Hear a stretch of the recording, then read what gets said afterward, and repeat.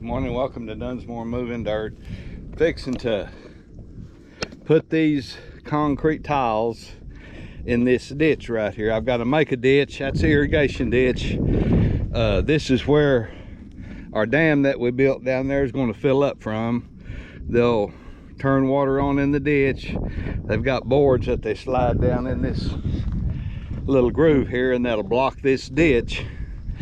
And I've got to dig where that flag is. I've got to dig down through there, and from there to there is probably the length of the tiles. When I put them together, they're almost 6 foot long. One's 5.5 foot. So I'll dig that on grade to that flag right there, and then I'll open that up, that ground up, and the last flag that you see down there, that's 1/2 foot lower than what this will be right here when I cut through there. So then that water will just spread out. There's a ditch over there next to them trees. It'll fall off in that ditch, and it'll start going down that area where the grass is to the tree where the dam is. So I'll set my camera up on time lapse, and I'm going to have to get in here and twist and turn and try to get this dug out right here.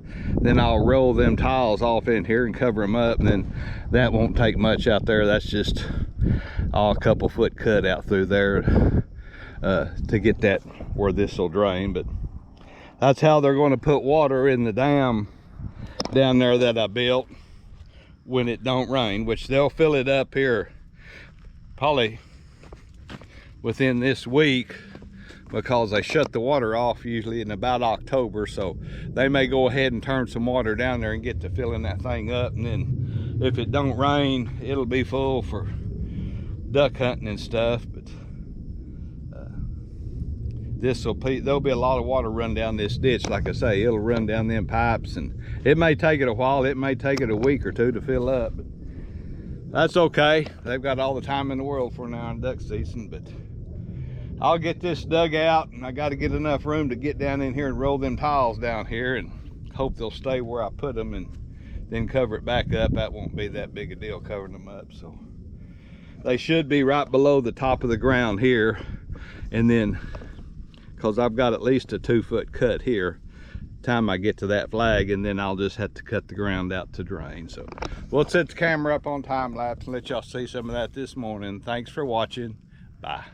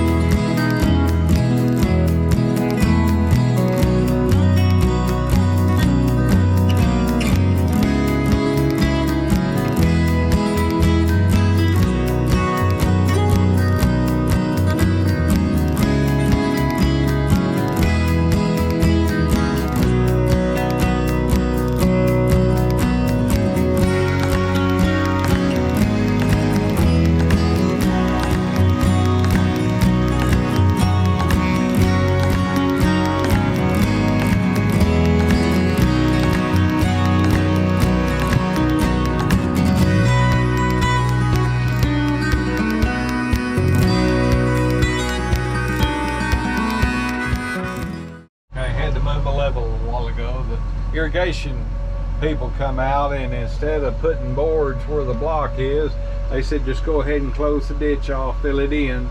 He said this man's at the end of the line, all this is wastewater, no one below him ever needs water, so just let me close the ditch off. And I just finished up doing that.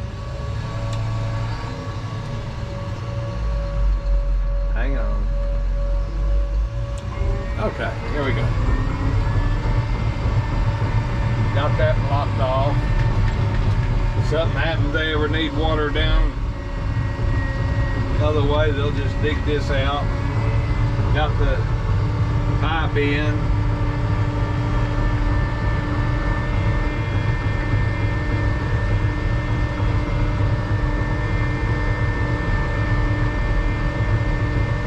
See, they was going to have to put boards in this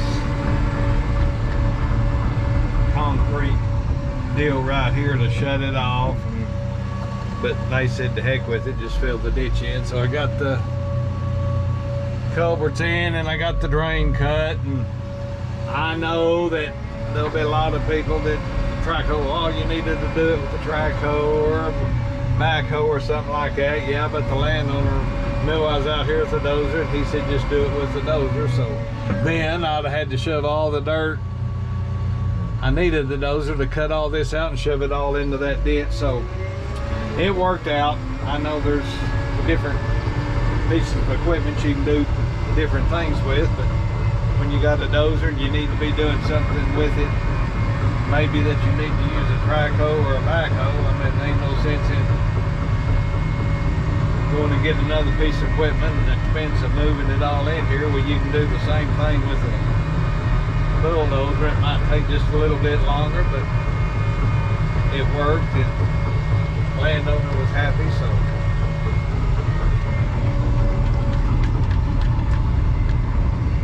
and I was able to kind of pack that back in there some ways. That's, I mean, eventually there's going to be a gully from here to that brush over there 10 foot deep. The only way you can get through it is just either let this go to grass right here, which they said they just going to start farming straight from up this way and not even try to cross this, but getting the water down there where we dug the tank's more important than that little bit of land they might lose right here. So anyway, that's all finished. I'll get down there, I'll show you the tank when I finish it. Yes, it's hot and I didn't fool with showing you what it looked like, but when we get down there, I'll show you the tank dam that we built and the pipe and everything. I'm gonna pick my level up, my shovel, and head back to pick up. I'll get in, get the truck here after a bit, move the dozer in. I need to wash the radiator out, blow some of the dirt out of it before I go to the next job. But I'll show you that dam down there when we get down there. Bye. Okay, back down here where the fuel trailer is. There's the finished product. The little pipe in the dam there is just to drain water out of the field down to a certain level. It won't drain the hole. It was just put in there to drain what was out in the field if they had to. It's got topsoil on it. I put all that on there. It's probably, the pipe is 1.5 feet lower than the spillway. At spillway level, it's probably 9 foot of water in this hole. Spillway level, there'll be 3 foot of water around that cottonwood tree there.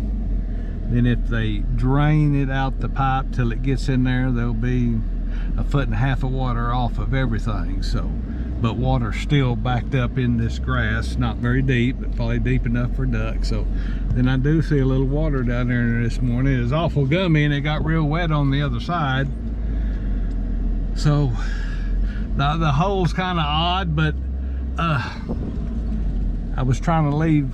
I didn't want to dig too close to that cottonwood tree and kill it. I don't think the water will kill it, but they didn't want to have to deal with it if I dug it out. So it might be all right, because it stands water sometimes before we even built this little dam here, because that stands in water sometimes where that green weeds and stuff are. So it must not be too much to kill it. So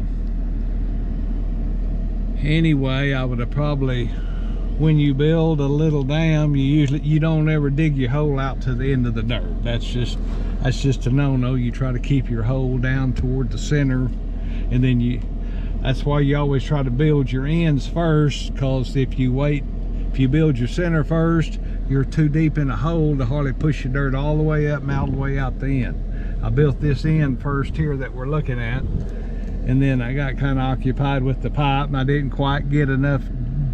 I should have had that end built up there about 20 foot out in line with my hole, but I didn't. So then I had to dig dirt out of the bottom and push all the way up there to the end, and that's usually what you do not do. But I would have built it different if that tree would have not been in the middle of it.